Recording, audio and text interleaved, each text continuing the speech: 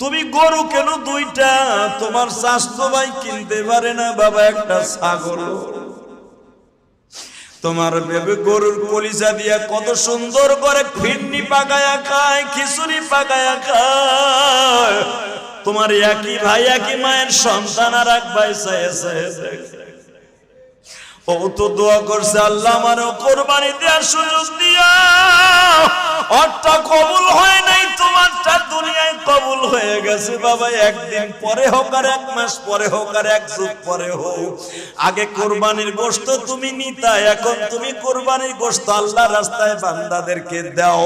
দুনিয়ায় তোমারটা কবুল হয়েছে যদিও কয়দিন পরে হয়েছে, আর একজনেরটা কবুল হয় নাই, এখনো কোরবানি দিতে পারে না গো বাবা।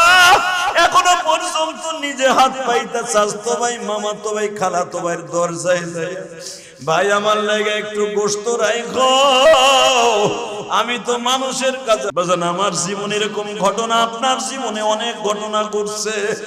আমি দেখতাম আজ থেকে 15 বছর আগে 2টা করে কোরবানি দিত। সেই বাড়ি বেচছে, সব বেচছে একটা রোগের পিছনে, একটা বিমারির পিছনে। সব বেচে থাকে ভাড়া, তাও ভালো ঘরে থাকে না, একটা টিন সেটে ভাড়া থাকে। কোরবানির একদিন আগে আসিয়া কানে কানে বলিয়া যায়, হুজুর আপনি তো আমার বাড়ির চামড়া লইয়া আসতেন আপনার মাদ্রাসার। তখন আমি মিশকাত পন্ত মাদ্রাসার জামিয়া শামসুল উলুম মাদ্রাসার প্রিন্সিপাল ছিলাম।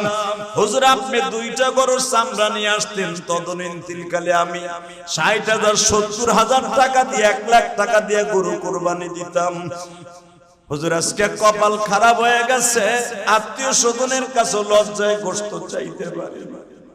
হুজুর নাতিটারে পাঠাই দেবানে, পারলে আমার জন্য 2 কেজি গোশত দিয়ে। চোখের পানি ফেলাই বলে, মালিক তুমি না বলছো দোয়া কবুল হয়।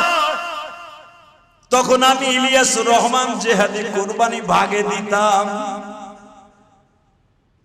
আমিও দেখতাম আমার কোন মুসল্লি আমার বাসায় একটু গোশত পাঠায়, আর আজকে আমি দেই, আপনি আমার বাসায় আসি এখন আমার জন্য নাতির কাছে কিছু পাঠায় দিয়েন।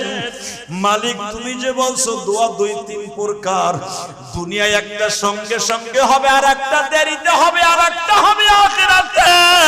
তোমার কথা মিথ্যা নয় গো মালিক। নদীর ওই কুল ভাঙে এই কুল করে, এই তো তোমার খেলা। সকালবেলা ধনী ছিল, ফকির সন্ধ্যাবেলা।